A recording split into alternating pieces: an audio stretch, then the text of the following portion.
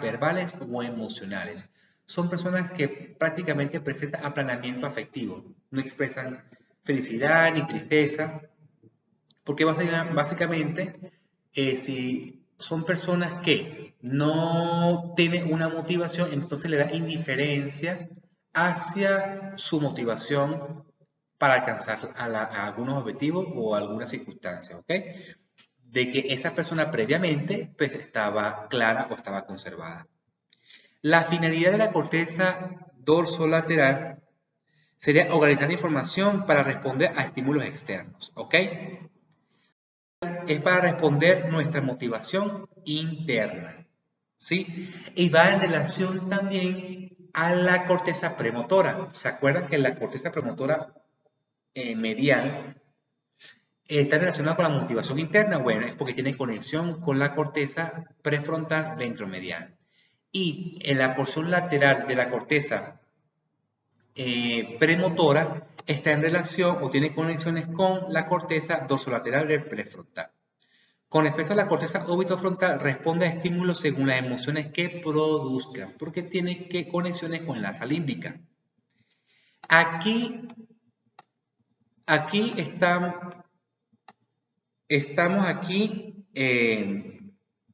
señalando respecto al tratamiento farmacológico. Fíjense que cuando hay una alteración de la corteza dorsolateral, tratamientos son con dopaminérgicos, o sea, estimuladores dopaminérgicos o aumentos de la concentración de dopamina en la corteza dorsolateral, o bloqueantes alfa-adrenérgicos.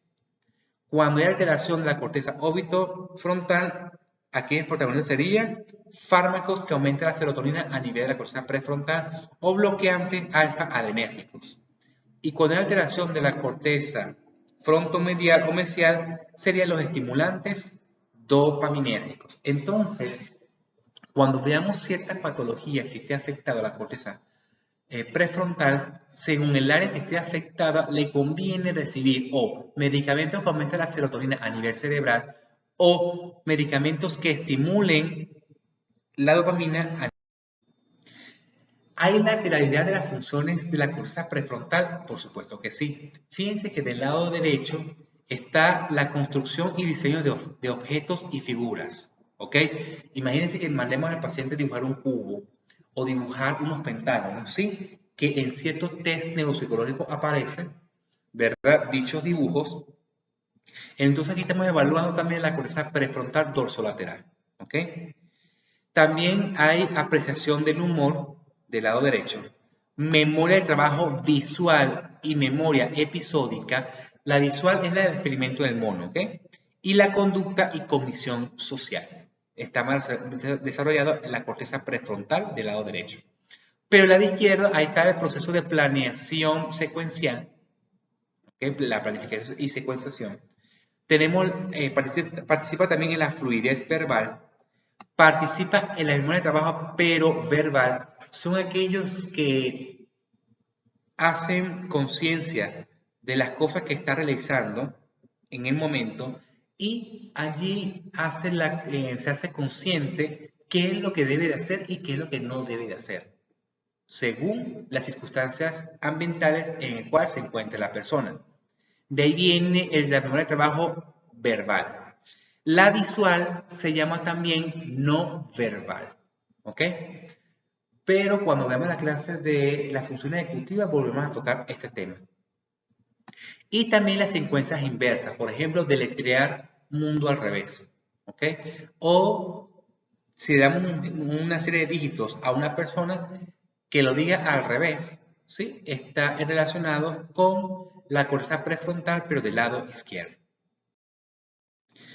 Fíjense que hay test neuropsicológicos o pruebas neuropsicológicas en el cual se puede evaluar la corteza prefrontal.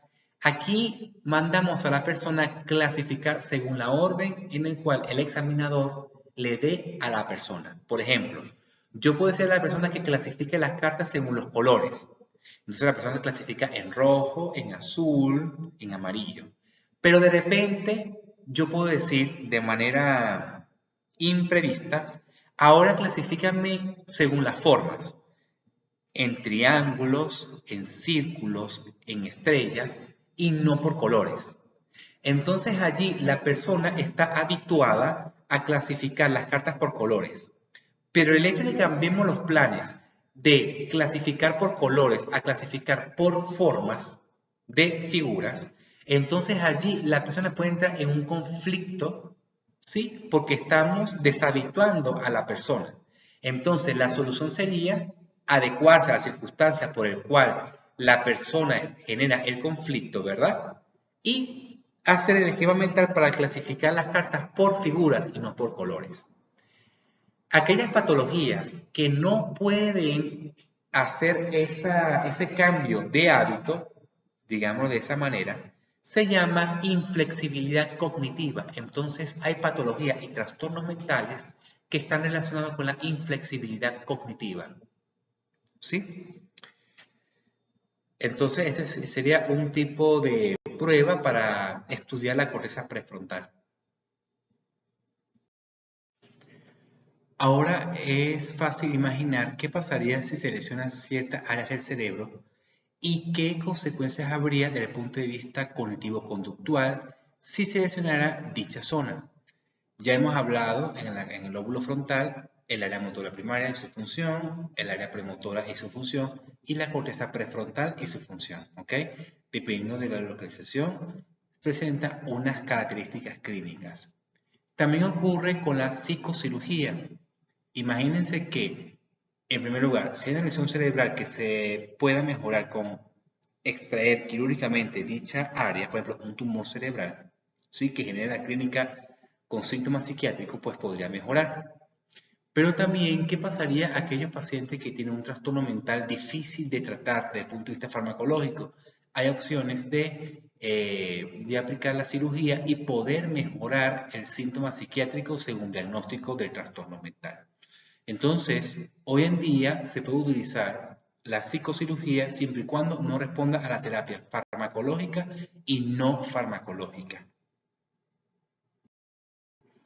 Y bueno, esto es todo con respecto a la función del lóbulo frontal.